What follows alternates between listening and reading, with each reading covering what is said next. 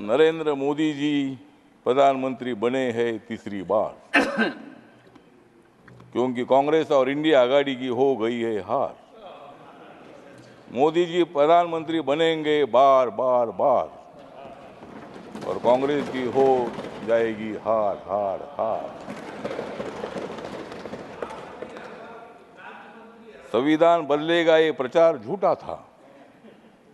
संविधान बदलेगा ये प्रचार झूठा था, क्योंकि कांग्रेस ने सारा देश लूटा था।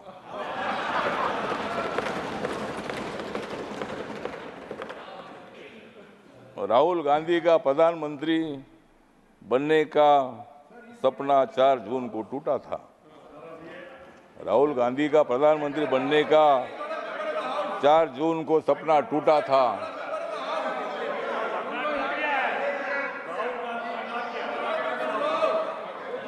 और मोदी जी के खिलाफ वन सेकेंड इंडिया आघाड़ी का प्रचार झूठा था। एक सेकेंड। यही है कि जो व्यक्ति दूसरे सदन का सदस्य हो उसके बारे में कोई आक्षेप नहीं लगाया जा सकता, और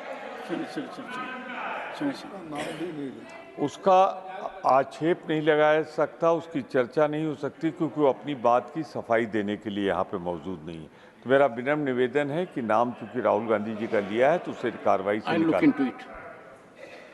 honourable minister, please avoid, please take your seat. Yes, हाँ बोलिए सर।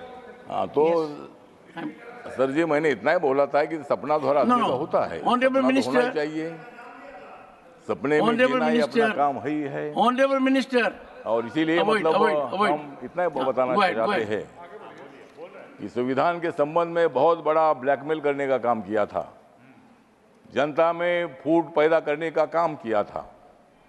जिन लोगों को जेल में डाला था ये सब लोग एक साथ आए थे।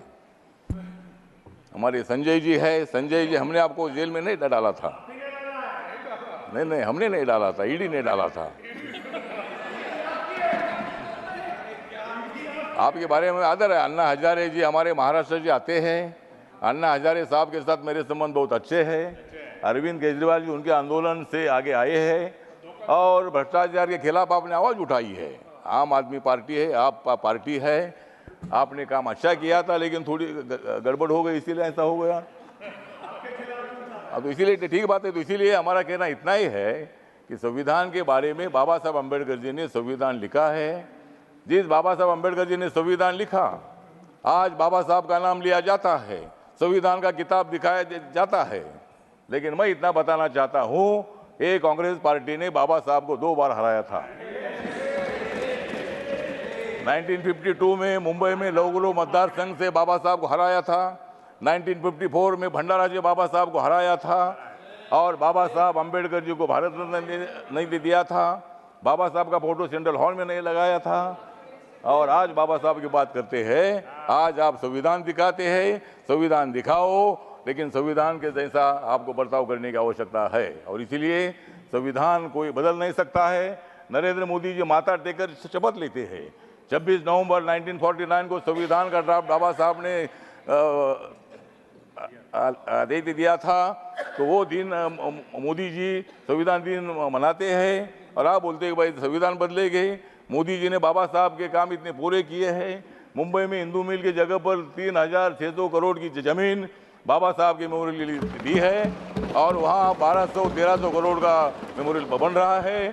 डॉक्टर अंबेडकर फाउंडेशन आपने बनाया था, कांग्रेस पार्टी ने बनाया था, लेकिन वो खाली ऑफिस ही था। मोदी जी आने के बाद वहाँ इतनी बड़ी बिल्डिंग बन गई है। जहाँ बाबा साहब ने संविधान लिखा, वो 26 अलीपुर रोड पर इतना सुंदर मेमोरियल बन चुका है। इतने काम करने वाले मोदी जी संविधान कैसा बदल सकते हैं? वो कांग्रेस को बदल सकते हैं, लेकिन संविधान नहीं बदल सकते हैं।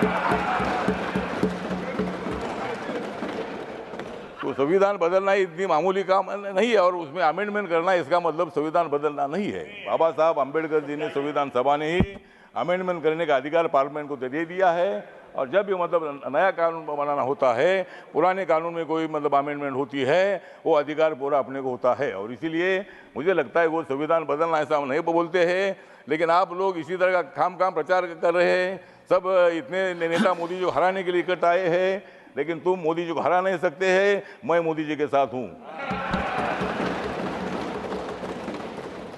मतलब ठीक बात है, आपको लोकतंत्र में अधिकार है, आपकी सीट ज़्यादा ये अच्छी बात है, और आप इतनी ज़्यादा सीट ना आए कि आप उधर ही रहे और हम इधर ही रहे, मतलब ऐसा भविष्य में होगा। तो ठीक बात है, तो अगले बार भी आप ट्राई करिए। लेकिन आज जो राष्ट्रपति का अभिभाषण है, इसका मेरी जो रिपब्लिकन पार्टी ऑफ इंडिया है, बाबा साहब अम्बेडकर जी की स्थापित हुई पार्टी है, इस पार्टी की तरफ से मैं मतलब इस अभिभाषण का सपोर्ट करता हूं। और अपोजिशन को इतना ही बताना चाहता हूं कि मोदी जी स्ट्रांग नेता है, मोदी जी मजबूत नेता है, मोदी जी के साथ इतने हमारे लोग हैं, और तुम कितनी भी कोशिश करो लेकिन मोदी जी हारेंगे नहीं, वो तुमको हराएंगे।